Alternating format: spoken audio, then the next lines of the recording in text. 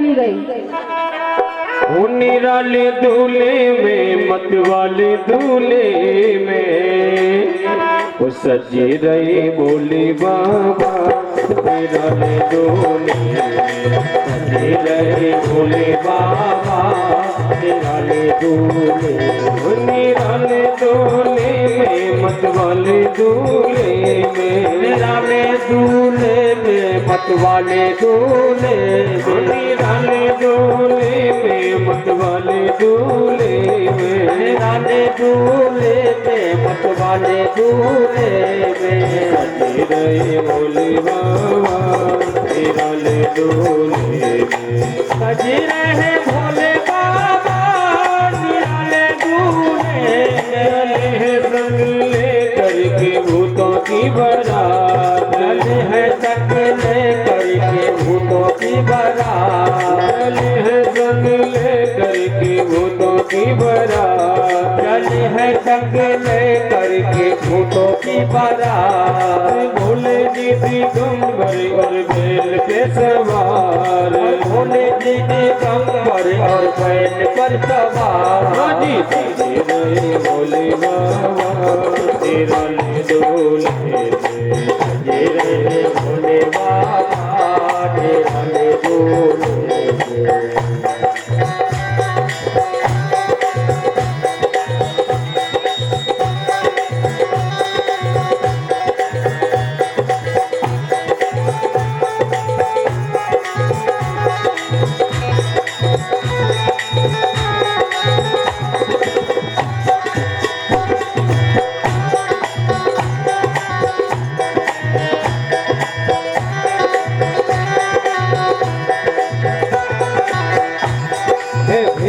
डाला अजी ये भांग का प्याला है हो।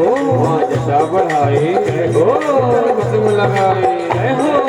नीम चाला है हो ललकार की माला है हो। शीश बदंगा है हो मस्तक पे गंगा है हो। डमरू बाजे है हो गिरती लगे राजे है हो। बाकी टोली लेके चली है ससुराल। भूतों की टोली लेकर चले हैं ससुराल। भोले जी दिगंबर और बैल पर सवार। है भोले जी दिगंबर और बैल पर सवार।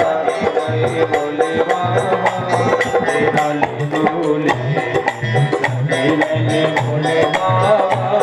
तेरा ले डोले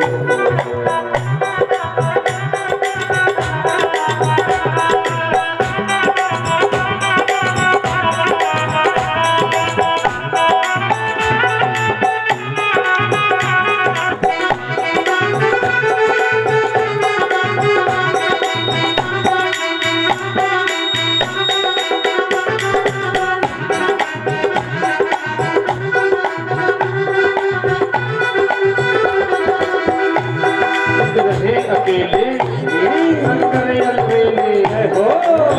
के पके हो किसी के चेले है हो। भांग का जंगल है हो जंगल में मंगल है हो। भूतों की पलटन हो आ गई है बंधन हो। भांग का कट्टा हो लवटा है हो। पीस रहे हैं हो हक्का बक्का है हो। भूतों की टोली लेके चली है ससुराल। की टोली लेकर चले हैं ससुराल। भोले जी दिगंबर और बैल पे सवार। भोले जी दिगंबर और बैल पर सवार। सजी रहे भोले बाबा। तेरा ले डोले सजी रहे भोले बाबा। तेरा ले डोले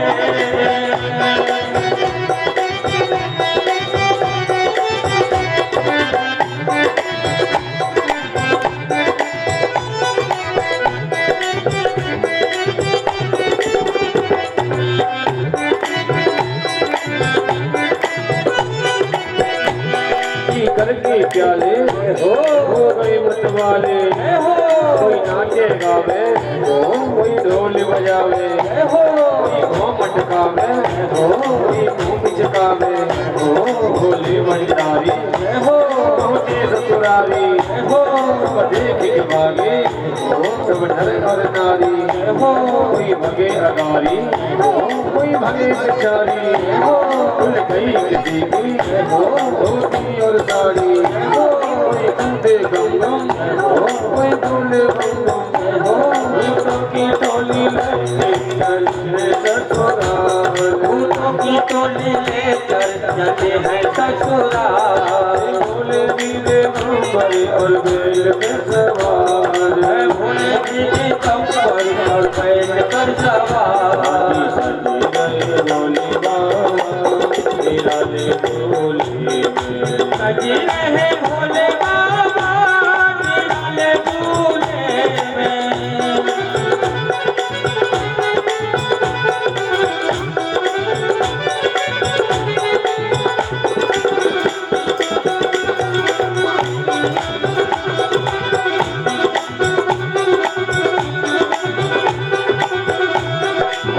का मोटा हो कोई कद का छोटा हो कोई तार का लंबा हो कोई तार का खंबा हो कोई सिर का गठिया हो कोई एकदम नंगा हो कोई एकदम काला हो कोई दो सिर वाला हो फिर लोक के स्वामी हो क्या रूप बनाए हो भोले के साथी हो ये अजब बराती हो ये संग ले करके भूतों की बारात है सच ले करके भूतों की बारात भोले भोले बाबा की अजब बारात है भोले बाबा की अजब बारात भोले बाबा तेरा ले भोले सजी रहे भोले बाबा तेरा ले भोले सजी रहे भोले बाबा तेरा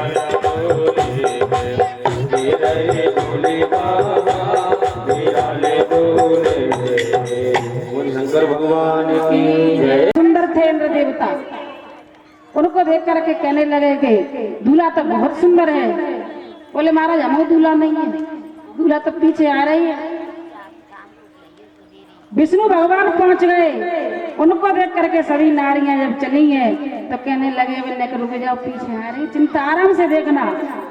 और कहते हैं बारात देखने के लिए अब तो वो रहा नहीं है, पहले गांव में बारात आती थी, बच्चे भगते थे देखने के लिए, और जैसे ही वहां पहुंचे हैं ब्रेक लग गई बच्चों की। ऐसा दूल्हा बाबा जी आया है यहाँ तो भोले बाबा को रूप को देख करके मैया कहने लगी हे नारद के सत्यानाश हो जाए, कहने तो मेरी बेटी के भाग्य पड़वा दे के ऐसा दूल्हा। और बारात दरवाजे पर आई, जैसे ही बारोटी का समय आया तब नारद मुनि ने कहा कि माता अभी आपने देखा कहाँ है, इनका रूप कर्पूर गौरम करुणावतारम, कपूर से भी गोरे है, ये तो भेष इनका बना रहता है। तब भगवान भोलेनाथ ने अपने दिव्य दर्शन कराए और दिव्य दर्शन के बाद में उनके बारोटी की परंपरा पूरी हुई। अब सब वहां पंगत के लिए सभी बैठे हुए हैं, हाथ में पत्तल लेकर के जा रहे हैं, किसी के एक मुख है, एक मुख है, 4 हाथ हैं, पत्तल डाल दिया। एक के गया मुख नहीं है, धड़ है उसके, वो कह रहा पत्तल ले गया, तू खागो कहाँ, पेट खाए मोही मोहे पे। महाराज के पास पहुंचे, महाराज के पत्तल न हुआ के 4 मोहे और पेट ना। किसी के पास गए, खाली धड़ बोल रहा है, उसका मुंह ही नहीं है, तो खाएगा कहां से। परोसने वाले भी बड़े संकट में पड़ गए। तो बपर का जो प्रोग्राम शुरू हुआ था वहीं से हुआ, भूत प्रेत सब भगवाना ले लेके भाग गए भोले बाबा की बारात में। उनका भोजन हुआ, अब साहब फेरों की बारी आई, पंडित जी आए, पंडित जी उठे और बैठे, हम ब्याह नहीं पड़ेंगे जी, हमारे लाख बारात तो ब्याह दूल्हा दुल्हन है ही नहीं है। मैया ने पार्वती को इशारा किया कि कैसे भोले बाबा समझा देने ब्याह हो जान दो भाई। तो कहे चलो ठीक है, हम अभी समझ आएंगे। भोले बाबा ने 3-4 सांप लेकर के पंडित जी की धोती में घुसा दिए, जा बेटा अब तू ब्याह पड़ेगा। पंडित जी तो फिर बैठ गए, आप जैसा कहोगे वैसा। तो क्या कहो, अपने पिताजी को नाम लो। हम पिताजी हो तो नाम ले, क्या करें? ब्रह्मा जी की तरफ देखा, ब्रह्मा जी बोले मैं बैठा हूं, बोल दो। अब के बाबा को नाम लो। अब बाबा कहाँ से लाऊं? विष्णु भगवान बोले हम बैठे हैं, इस तरफ देख लो। दोस्त बड़ा संग देते हैं कभी कभी ऐसी परिस्थिति में। अब पर बाबा का नाम लो, वे बोले ऐसा पंडित सबके बाप हम ही हैं, ब्याह पढ़ाना तो पढ़, नहीं घर को जा। पंडित बोले नहीं महाराज ब्याह होगा। विवाह की रीत हुई। अब रीत होने के बाद में पंडित जी घर पहुंचे, पंडिताई लपल पानी बैठी, क्या लाए महाराज? कछु मत पूछे, प्राण बचा के आए। माँ कछुना में भूत प्रतन का ब्याह और विवाह संपन्न करा के वो अपने धाम में आए। इस प्रकार उनकी संतान के बारे में जो वंश वर्ण हुआ। अब उनके पुत्र थे स्वयं मनु और शतरूपा के प्रियवर, और उनसे बड़े पुत्र थे उत्तानपाद। उत्तानपाद राजा बड़े ही धार्मिक थे। उनके कई वर्ष हो गई, कोई पुत्र की प्राप्ति नहीं। तब उनकी रानी ने कहा कि हे महाराज आप दूसरा विवाह कर लीजिए, जिससे कि संतान की प्राप्ति हो जाएगी। राजा उत्तानपाद कहने लगे, रानी ये बताओ मैं तुम्हें छोड़ करके दूसरी शादी कैसे कर ले? लेकिन जब नहीं माने तो राजा एक बार शिकार खेलने के लिए गए और वहां सुरुचि नाम की कन्या से उन्होंने विवाह किया। लेकिन उसके पिता ने शर्त रख दी कि मेरी जो बेटी की सौत है उसको आपको देश निकालना देना पड़ेगा, तब मैं विवाह कर सकता हूं। राजा के मन में बड़ी शंका कि क्या करूं, मैं इतना प्रेम करने वाला अपनी पत्नी को और देश निकालना कैसे दे दूं। वहां से चले आए और घर में महल में जब जैसे ही उन्होंने प्रवेश किया, सुरुचि बोली पहले अपनी बड़ी रानी को जंगल में भेज दो। राजा ने समझाया भेज दूंगा, चिंता मत करो, लेकिन वो नहीं मानी और उनको काग उड़ाने के लिए एक कुटिया बनवा दी। लेकिन बड़ी धार्मिक पत्नी थी उनकी, सुनी थी और यही प्रार्थना करती रही, हे परमात्मा मेरी सौत जो है मेरी छोटी बहन की तरह है, उसमें बुद्धि नहीं है, कोई संतान एक जरूर उनको आप प्रदान करना। लेकिन कुछ संत उनके आश्रम में ठहरे, उनकी सेवा की और सेवा से खुश होकर के उन्होंने आशीर्वाद दिया कि जा जो तेरी इच्छा है वो पूरी होगी। और कुछ समय के बाद में उसकी जो सौत थी उनके यहाँ पुत्र की प्राप्ति हुई। एक दिन राजा शिकार खेलते हुए अपनी पत्नी सुरुचि के आश्रम में आए और रात भर रुके वहां पर। उसके कुछ समय बाद उनके गर्भ ठहरा तो उनके एक ध्रुव नाम के पुत्र की प्राप्ति हुई। इस प्रकार जब राजा ने सुना कि मेरी रानी के पुत्र हुआ है, उनको राजमहल में ले आए। एक दिन भरी सभा में सुरुचि का पुत्र महाराज उत्तानपाद की गोद में बैठा हुआ था। ध्रुव ने सोचा मैं भी अपने पिताजी की गोद में जाकर के बैठता हूं। जैसे ही पिता की गोद में जाने के लिए बैठा, सुरुचि ने बांह पकड़ के भरी सभा में फेंक दिया, अगर तुझे अपने पिता की गोद में बैठने का शौक है तो तुझे मेरी कोख से जन्म लेना पड़ेगा। छोटा सा बालक रोता हुआ अपनी माँ के पास आया, माँ आज मुझे सुरुचि माँ ने इस प्रकार कह करके भगा दिया। तब उन्होंने कहा, माँ मंगलम तात परेशु मस्ताम भूते जनो यत दुःखदस्ता। वह भी तेरी माँ है, डांट दिया तो कोई बात नहीं है, उसका भी तेरे पे पूरा अधिकार है। अगर वो तुझे गाली दे दे तो गाली भी सुन लेना, क्योंकि पिता का पुत्र का एक धर्म होता है। और उसने कहा कि तू उस पिता की गोद में बैठने की क्या बात करता है, तू तो साक्षात परमात्मा की गोद में बैठने का इरादा बना। और कहा हरि व्यापक सर्वत्र समाना, प्रेम ते प्रगट होए में जाना। हरि व्यापक सर्वत्र समाना, प्रेम ते प्रगट होए में जाना।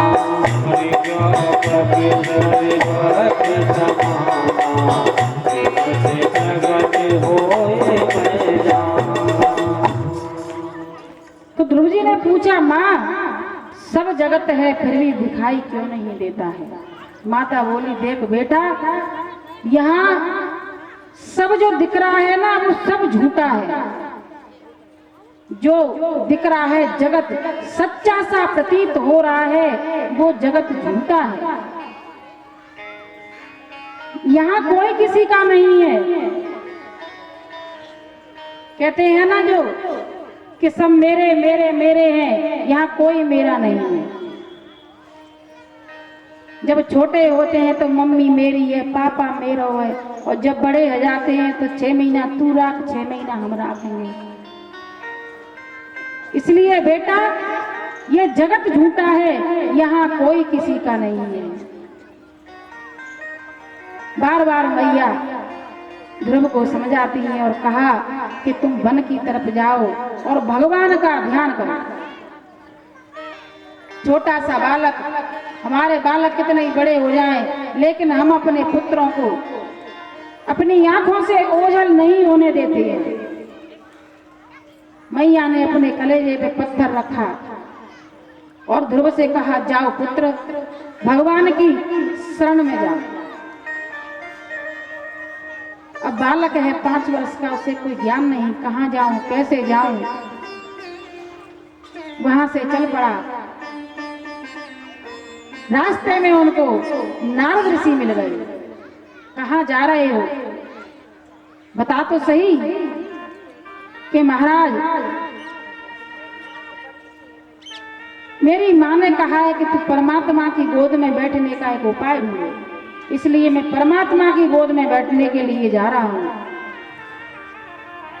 नारद जी कहने लगे, बिनु हरि कृपा मिलहि नहीं संता। हरि की कृपा के बिना संत भी नहीं मिलते हैं। और जब तक तुम कोई गुरु नहीं बनाओगे, जब तक तुम्हें भगवान की प्राप्ति होगी कैसे? तो क्या करें? आप तो कहते हैं हमारे पिताजी के घर आते थे कि हम किसी को शिष्य नहीं बनाते, और आज आप कह रहे हैं कि हमें ही गुरु बनाओ, कि गुरु तो तुझे बनाना पड़ेगा। तब उन्होंने नारद जी को गुरु बना करके गुरु दीक्षा ली। और गुरु दीक्षा लेने के बाद में जब चलने लगे तो नारद जी कहते हैं, देखो घर से जब कोई व्यक्ति नाराज होता है तो 2 ही चीजें, कि घर में वही खटपट कि चलो बाबा के मठ पर। सब कहते हैं बाबा जी आ जाएंगे, कुआं में गिर जाएंगे। तो इतना क्रोध नहीं होना चाहिए किसी भी मनुष्य को। और तुझसे कोई लड़ाई तो नहीं किसी से हुई? करे नहीं महाराज, मुझे तो परमात्मा की गोद में बैठने के लिए जाना है। और ये कहकर के यमुना जी के तट पर स्नान किया और वृंदावन में तपस्या करने लगे। वृंदावन में तपस्या करने लगे, क्योंकि जब कोई ज्ञान मार्ग पर, भक्ति मार्ग पर चलता है, बड़े बड़े यामलता विमलता महात्मा योगेंद्र मुनि संत सन्यासी बड़ी मुश्किल से प्रभु के दर्शन कर पाते हैं।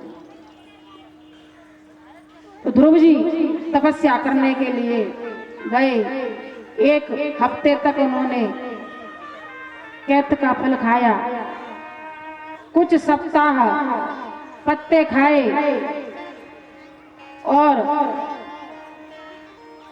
हरि का भजन करते हुए वो तपस्या में लग गए। हरे रामा राम राम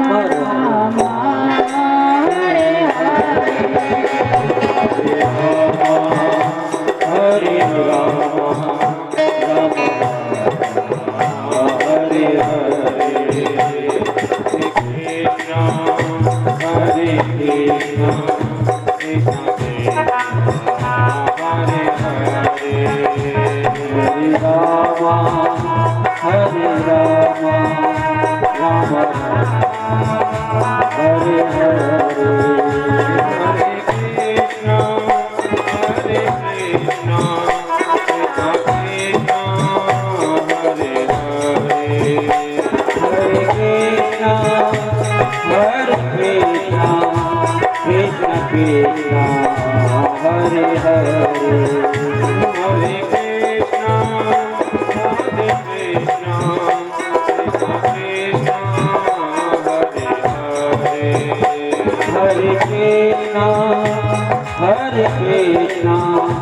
कृष्णा कृष्णा हरे हरे हरे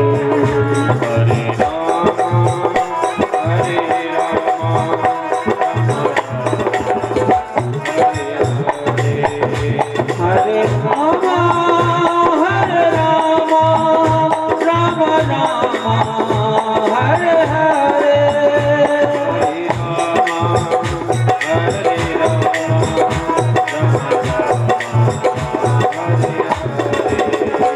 हरे राम हरे राम राम राम हरे हरे हरे राम राम राम हरे हरे हरे कृष्णा कृष्ण कृष्ण हरे हरे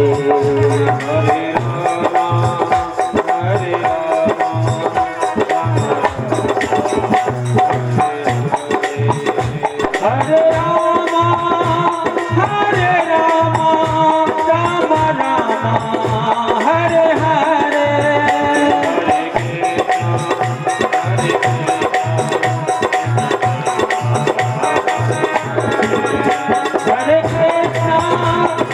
कृष्णा कृष्ण कृष्ण हरे हरे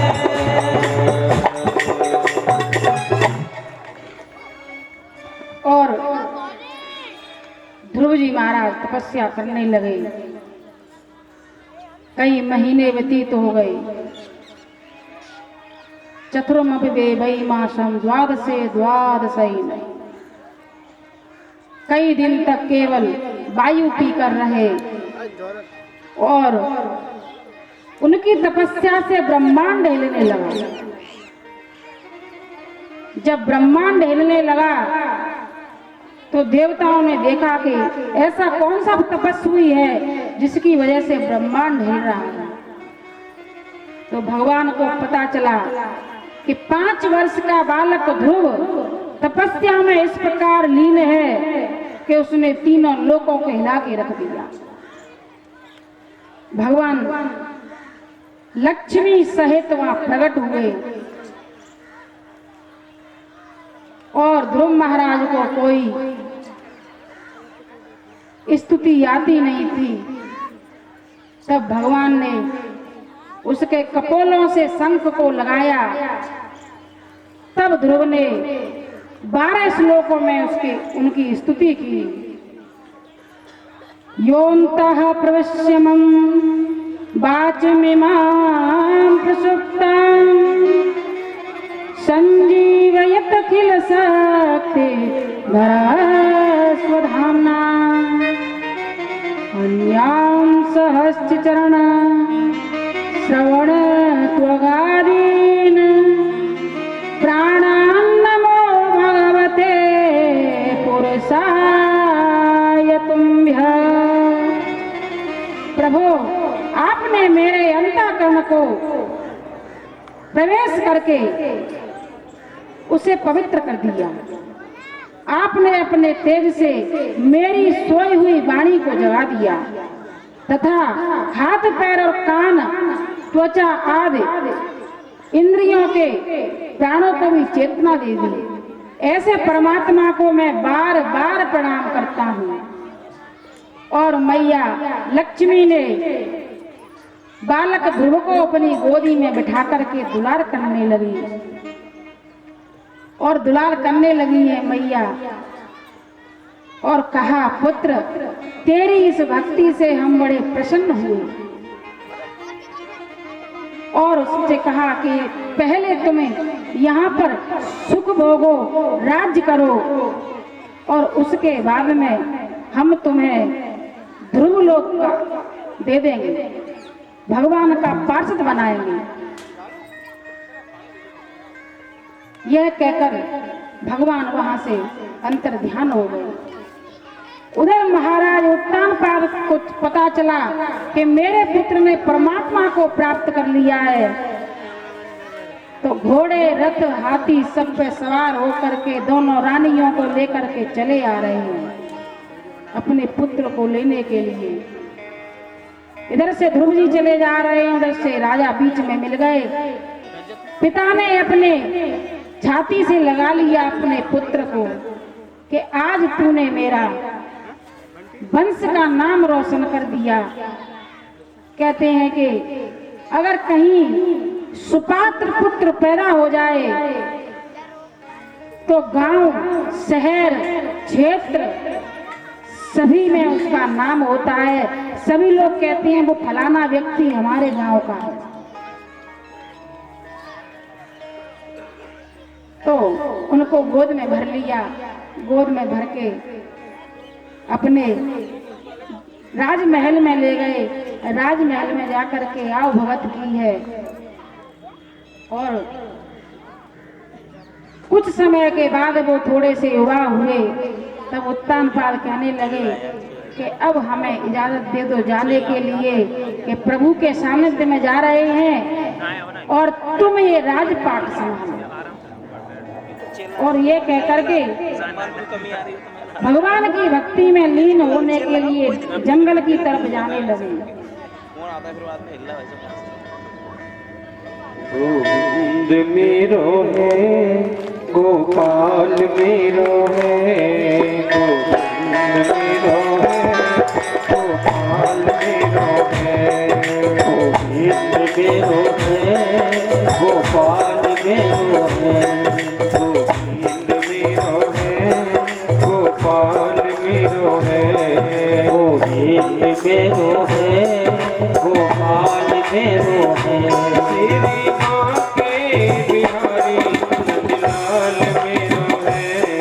तेरी माँ के बिहारी नंदलाल मेरो है, तेरी माँ के बिहारी नंदलाल मेरो है, तेरी माँ के बिहारी नंदलाल मेरो है, तेरी माँ के बिहारी नंदलाल मेरो है।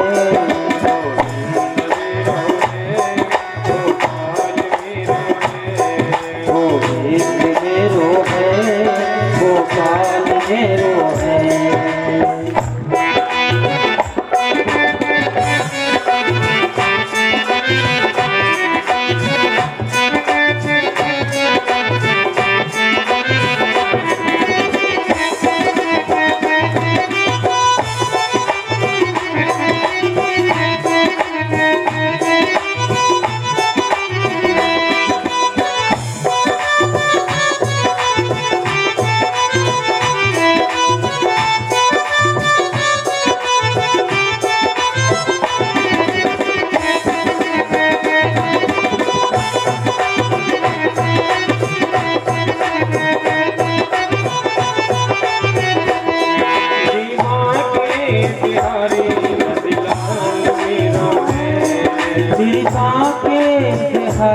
नंदलाल मेरो है, गोविंद मेरो है, गोपाल मेरो है, गोविंद मेरो है, गोपाल मेरो है।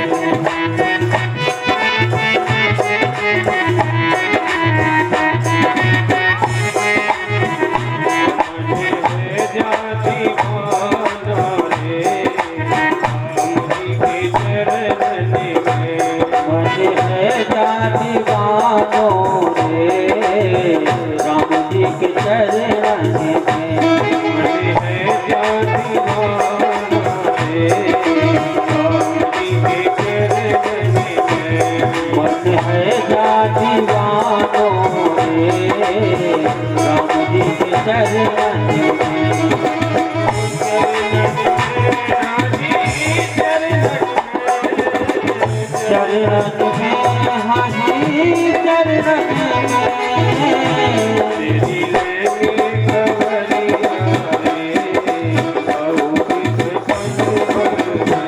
तेरी लेके खबरिया रे बहुत से पल भरेंगे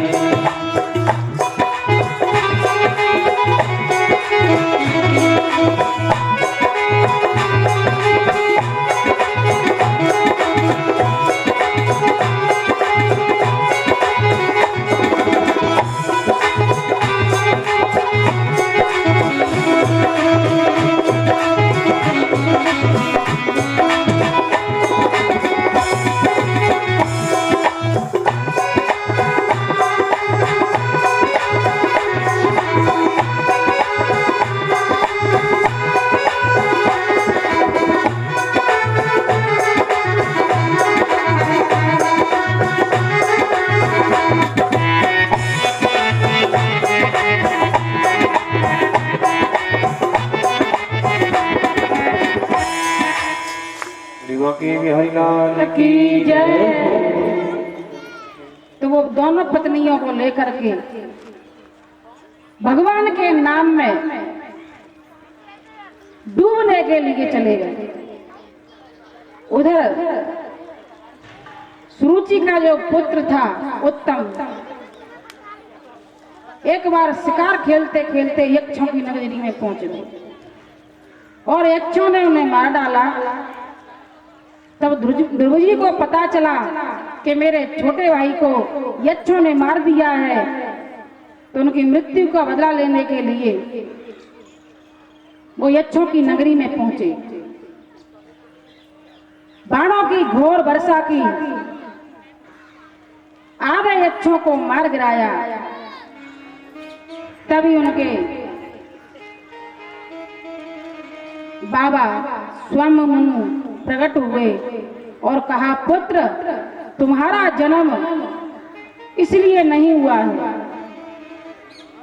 तुम जाकर के अपना राज्य देखो और राज्यपाट भोगने के बाद में तुम्हारा ध्रुव लोक तैयार है और वहां पर आए। तो समय व्यतीत हुआ और एक दिन मृत्यु देवता महाराज ध्रुव को लेने के लिए आए। तब उन्होंने कहा, महाराज पहले मैं अपनी माताओं की गति चाहता हूँ, जब तक मेरी माताओं की गति नहीं होगी मैं आपके साथ चलने के लिए तैयार नहीं हो सकता। भगवान के पार्षदों ने कहा, देखो पहले तुम्हारी दोनों माताओं का विमान, उनका विमान दिखाया। मृत्यु देवता से कहा कि अपनी मस्तक नीचे करो और मस्तक नीचे करते ही उनके सर पे पैर देख करके विमान में सवार हो गए। सहदेव स्वर्ग की प्राप्ति हुई। भगवान के दो ही भक्त सहदेव गए हैं, एक गज और एक महाराज ध्रुव। इस प्रकार ध्रुव वंश का आगे वर्णन करते हैं। इन्हीं के वंश में आगे चल करके उत्कल हुए और उत्कल के हुए राजा अंग। राजा अंग भी बड़े धर्मात्मा थे लेकिन संतान नहीं थी, बड़ी विपरीत परिस्थिति। तपस्या करने के लिए बैठे ऋषि मुनियों ने कहा कि तुम पुत्र की जो तुम्हारे मन में मोह है उसे छोड़ दो, लेकिन वो नहीं माने। तो क्या जाओ तुम्हारे ऐसा पुत्र होगा जो अत्याचारी होगा। और उनके पुत्र हुआ बैन, इतना अत्याचारी कि न धर्म न कर्म न पूजा न पाठ। उनकी प्रजा बड़ी दुखी रहने लगी। प्रजा कष्ट के मारे इतनी दुखी, उनके राज्य में भुखमरी पड़ने लगी। तब ऋषियों ने कुशा से उसकी मृत्यु कर दी। तब उनकी पत्नी ने कहा कि मेरा वंश डूब जाएगा, इसलिए मेरे पति को भी ऐसे ही रख दो, मैं जलाने नहीं दूंगी इसको। और ऋषियों से प्रार्थना की कि कोई ऐसा उपाय कीजिए जिससे मेरा वंश आगे चल जाए। तब उन्होंने अंग के बेन के शरीर का मंथन किया। मंथन किया तो उनके शरीर से पृथु महाराज भगवान विष्णु के अवतार में प्रकट हुए। बोलो पृथु महाराज की। और अर्ची नाम की कन्या प्रकट हुई। उन दोनों का विवाह कराया और उनके प्रियव्रत नाम के एक पुत्र हुए।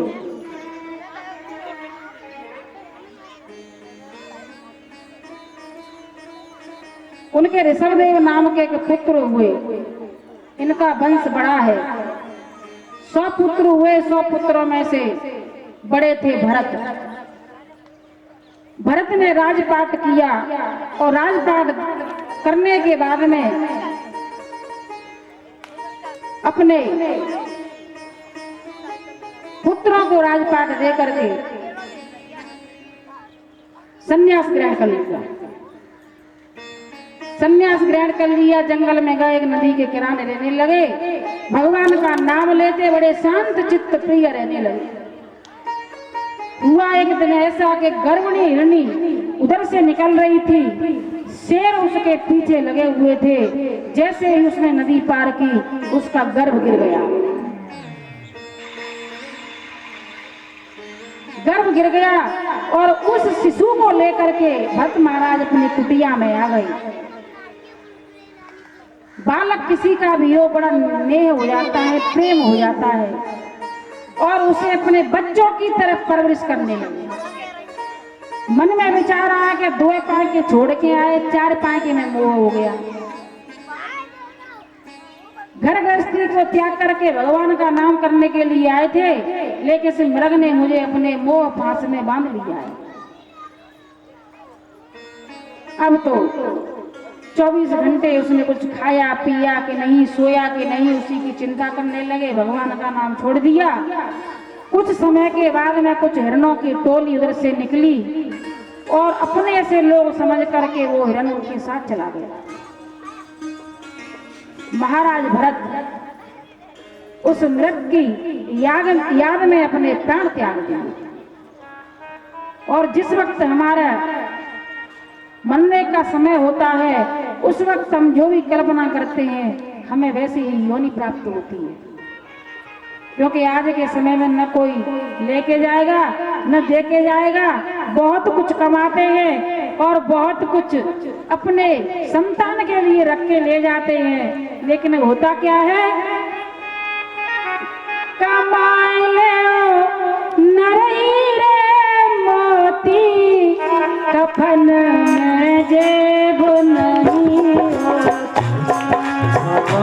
ले नरही रे मोती, कफन में जेब नहीं होती।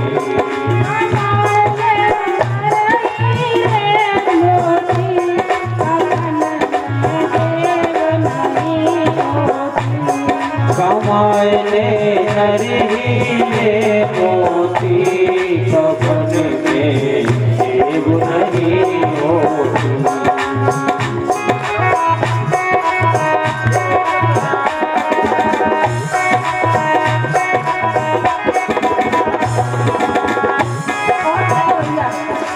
चाहे अमीर हो चाहे गरीब हो, चाहे तुम खाओ पूरी कचौड़ी, चाहे तुम खाओ पूरी कचौड़ी, चाहे तुम खाओ पूरी कचौड़ी, चाहे तुम खाओ पूरी कचौड़ी, चाहे तुम खाओ रूखी सूखी, चाहे तुम खाओ रूखी सूखी। भूखे समय कहीं होगी, कफन नहीं कमाए ले हीरे और मोती, कफन में जेब नहीं होती।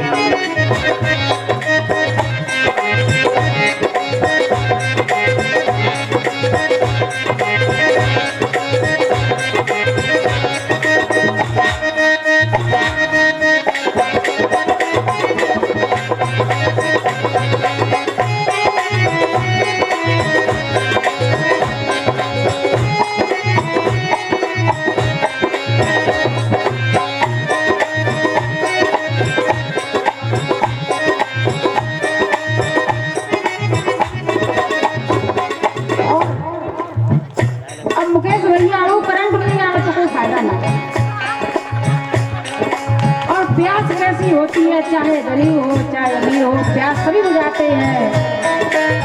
चाहे तुम पियो फ्रिज का पानी, चाहे तुम पियो फ्रिज का पानी, चाहे तुम पियो फ्रिज का पानी, चाहे तुम पियो फ्रिज का पानी, चाहे तुम पियो कोका कोला, चाहे तुम पियो कोका कोला, प्यास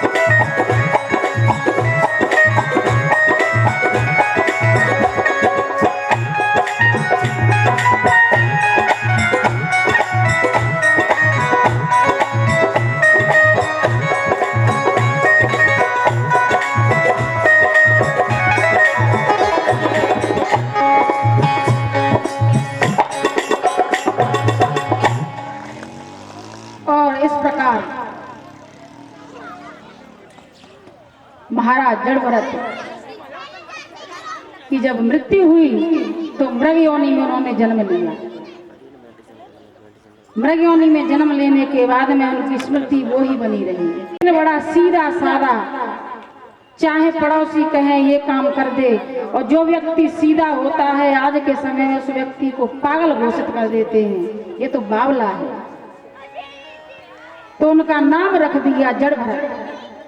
पिता ने उनको गायत्री मंत्र और वेद पाठ करने के लिए बहुत मनाया, लेकिन बोले अगर मैं ये सब कर्म कांड करने लगूंगा तो फिर इसी में घिर जाऊंगा, इसलिए ना समझ बन करके रहने लगे। और कुछ समय के बाद में उनके माता पिता की मृत्यु हो गई। भैया और भाभी घर पे रहे। भाभी भी ऐसी कि कमाता कुछ है नहीं है, खाने के लिए तेरे लिए हम कहाँ से लाए, तो कि जाओ इसको खेत पे रखवाली करने के लिए भेज दो। तो जड़भरत जी को खेत पे रखवाली करने के लिए भेज दिया। रखवाली करते चिड़ियों से कहते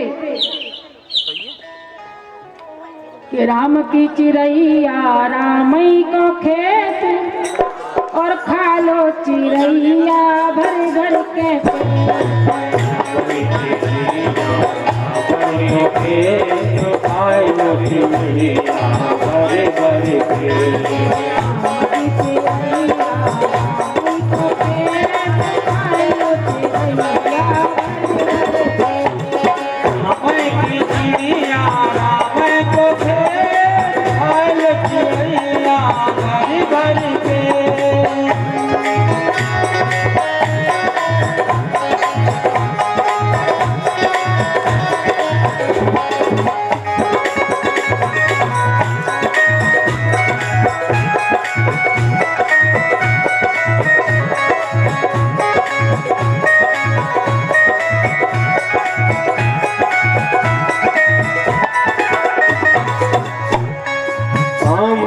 चिड़िया राम कोई खेत, राम की चिड़िया राम को खेत, राम की चिड़िया राम कोई खेत, राम की चिड़िया राम को खेत। खाओ मोरी चिड़िया बड़ी बड़ी पेट, खाओ मोरी चिड़िया। घर में ऊपर से चिड़िया खा रही है, तब तक गाय दिखाई दी। बोले जड़भरत महाराज जी तुम भी आ जाओ मैया, तुमका भटक गई हो, इधर आ जाओ ना। तुम्हारा ध्यान किधर है? जड़भरत जी का खेत इधर है, इधर आओ ना। वो राम की गैया राम कोई खेत, राम की गैया राम को फेर राम की गैया राम कोई खेत राम की गैया राम को फेर खाओ मोरी गैया भरी भरी पेट खाओ मोरी गैया भरी भरी पेट खाओ मोरी गैया भरी भरी पेट हरे राम राम राम हरे हरे हरे राम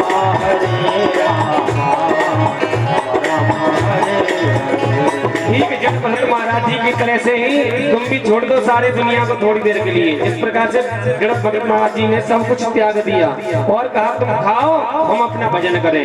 यही होना चाहिए, भगवान के भजन में लीन हो जाना चाहिए थोड़ी देर के लिए, 2 मिनट के लिए। हरे राम राम राम हरे हरे राम हरे राम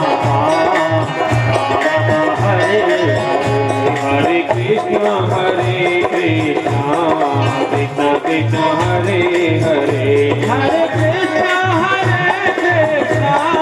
कृष्ण कृष्ण हरे हरे हरे राम हरे राम हरे हरे हरे राम राम हरे हरे राम राम राम हरे हरे हरे राम राम हरे हरे हरे राम राम राम हरे हरे हरे राम राम हरे हरे हरे कृष्ण हरे हरे हरे कृष्ण हरे कृष्ण हरे हरे कृष्ण हरे कृष्ण हरे कृष्ण कृष्ण हरे हरे कृष्ण हरे कृष्ण हरे हरे कृष्ण गोविंद हरे मुरारी हे नाथ नारायण वासुदेवा श्री कृष्ण गोविंद हरे मुरारी हे नाथ नारायण वासुदेवा हे नाथ नारायण वासुदेवा हे नाथ नारायण वासुदेवा हे नाथ नारायण वासुदेवा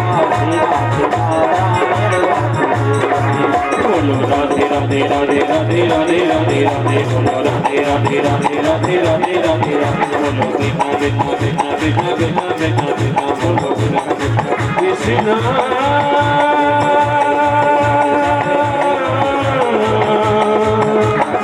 राधे कृष्ण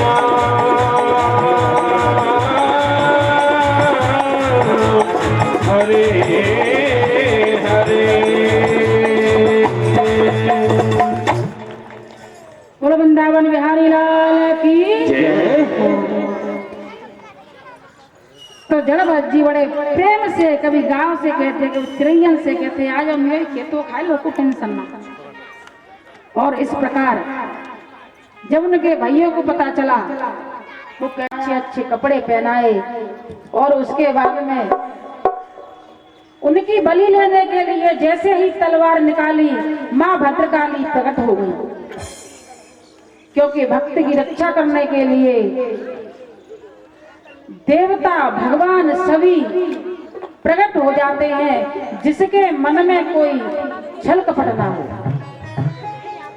और मैया ने सभी डाकुओं को गर्दन काट दी और जड़भरत को आशीर्वाद दे करके वहां से विदा कर दिया। और जड़भरत अपने खेत पर आकर के रहने लगे। अब हुआ ऐसा कि जो मृग था वो रहुगुण राजा बन करके जन्म लिया उसने। और एक दिन अपनी पालकी में 4 कहार लगा करके वो संतों के आश्रम में जा रहे थे। तभी एक कहार की तबीयत खराब हो गई, तो राजा ने कहा कि जाकर के कोई कहार पकड़ करके लाओ। तो उनको कोई नहीं मिला, जड़भरत जी को उठा के ले आए कि चलो तुम्हें राजा की पालकी में लगना है। जड़भरत जी पालकी में लगे, लेकिन जैसे ही उनके पैर के नीचे कोई कीड़ा या कोई पतंग आ जाता, उछल करके पार करते थे। ऐसा करने से राजा की खोपड़ी फूट जाती अंदर पालकी में। राजा कहने लगे, किस मूर्ख को पकड़ करके लाए हो, जिसने मेरा सारा सर फोड़ दिया इसने। हमारे बीच हमारे माननीय राधे कपूर जी और संजय अग्रवाल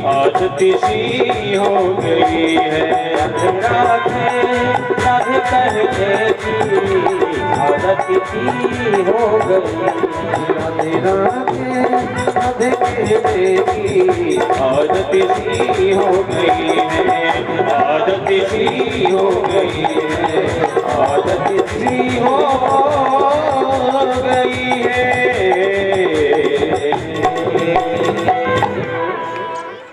तो इस प्रकार